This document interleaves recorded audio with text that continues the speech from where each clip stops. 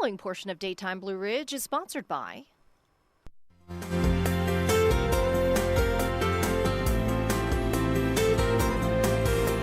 I'm here at Vinton Veterinary Hospital and I'm talking with Dr. Derek Odell. And Dr. Odell, we wanted to talk today about endoscopy. What is it?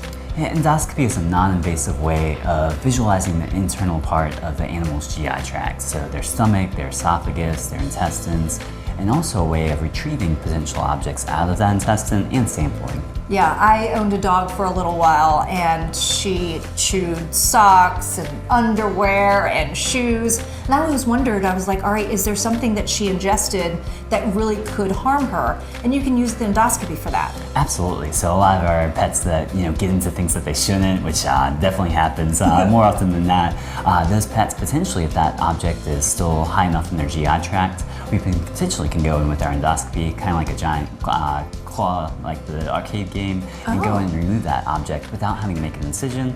Makes the pet recover a lot quicker and a lot less invasive than surgery. Okay, so let's talk a little bit about what patients can expect. We're talking about the pet owner here, because yeah, I get a little nervous, if I hand my dog or cat over to you. But what can I expect? Are they under anesthesia? Absolutely. So when your pet comes in that would need an endoscopic procedure, they would need to be under general anesthesia, just like for people. We don't do sedation colonoscopy and we don't do sedation upper GI endoscopy.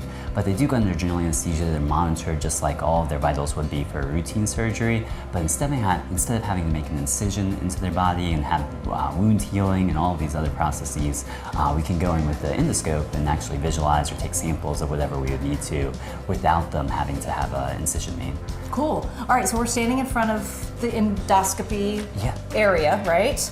And show us a little bit about how this works. Yeah, so endoscopy here, it's a flexible endoscope. So the tip of the endoscope visualizes whatever is close up to it. So, and then the scope itself can turn back and forth, and then we visualize on the TV screen what actually we're looking at. And then we'll go ahead and show you kind of the ability to go in and remove an object through our demo dog here. So this would be kind of like our intestinal tract as we pass through. Hopefully this animal hasn't eaten anything, but sometimes we do find that they potentially have gotten into something that they shouldn't, and this pet just happened to eat a little cat toy. So we can go in with our scope, and then we have our foreign body retrieval tool, kind of like a big claw there. We'll go in, advance that into what we're trying to get, and then we can go in and grab it, pull it back toward us, and then we'll remove the scope all at the same time with the object. So that is incredible. Look at that. Goes down their esophagus, typically can come back up, and of course everything's magnified a little bit bigger on the screen, but small little cat toy comes out without an incision. And then we've got our little endoscopy retrieval tool right at the end of our tip, very, very small there. We can also take biopsy samples, so if your pet has chronic inflammatory bowel disease or chronic GI symptoms, we can take samples of their GI system, send them off to the pathologist without having to make incisions into their abdomen.